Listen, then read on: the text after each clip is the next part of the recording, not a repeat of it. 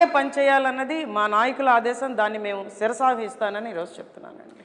ఎలాగంటే జనసేన నుంచి పవన్ కళ్యాణ్ ఈ జిల్లాకు సంబంధించి చాలా వరకు ప్రచారాలు చేశారు. తర్వాత ఉద్దానం లాంటి చోట ఆయన ఆ సమస్యని గవర్నమెంట్ ఎక్స్పోజ్ చేశారు. దాని పరిష్కారానికి అనేక కృషి చేశారు.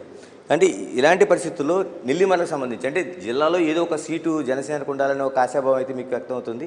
నెల్లిమర్లకు సంబంధించి ఎలాంటిది ఉంది? అంటే మీకు ఏమైనా సీట్ ఇచ్చే అవకాశాలు ఏమైనా కనిపిస్తున్నాయా? మీ నుంచి ఏమైనా డిమాండ్ ఉందా? మేమైతే డెసిషన్ అంతా కూడా పవన్ కళ్యాణ్ గారికి వదిలేసామండి. గత 3 ఏళ్లుగా క్షేత్రస్థాయిలో ప్రజల మధ్య తిరుగుతున్నాను, ప్రజా సమస్యల మీద పోరాటం చేస్తున్నాను, ప్రజలకు ఎలా న్యాయం జరుగుతుందన్న ఆలోచన విధానంతోనే ముందుకెళ్తున్నాను. ప్రజలకు ఈరోజు జరుగుతున్న అన్యాయాలు ఏంటి, ఆ అన్యాయాలకి మనం ఎలాగా నాయకత్వం వచ్చిన తర్వాత జనసేన తెలుగుదేశం ప్రభుత్వం ఖచ్చితంగా 2024లో వస్తుంది కాబట్టి వచ్చిన తర్వాత వాళ్ళకి ఎటువంటి న్యాయం చేసి వాళ్ళని ఆర్థికంగా ఎలా బలోపేతం చేయాలన్నది మా ప్రధాన లక్ష్యం అండి.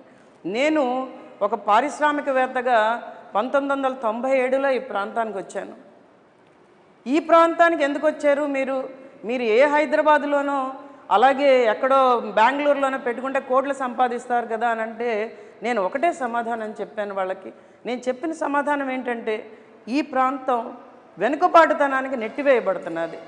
ఇక్కడ ఒకప్పుడు విద్యల నగరంగా ఉన్న విజయనగరం ఈరోజు కాలేజీలన్నీ మూతపడిపోతున్నాయి. అలాగే ఇక్కడ ప్రజలకు విద్య దూరం అయిపోతున్నది కూడా. అది చాలా బాధాకరం. నేను ఇక్కడే చదువుకున్నాను, విజయనగరంలో చదువుకున్నాను, నేను విజయనగరంలో పుట్టాను.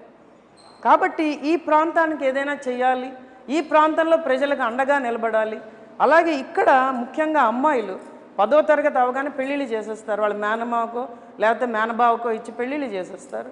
ఆర్థికంగా వాళ్ళు బలోపేతం అవ్వాలి.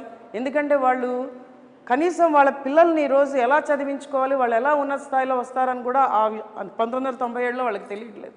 నేనైతే ఖచ్చితంగా విద్య ఉద్యోగాలకి పెద్దపీట వేస్తూ ముందుకు సాగాను. ఈరోజు మా కంపెనీలోనే చాలామంది అమ్మాయిలు ₹1,00,000 జీతంతో పనిచేస్తున్నారు. వాళ్ళ భర్తలేమో వ్యవసాయం చేస్తున్నారు.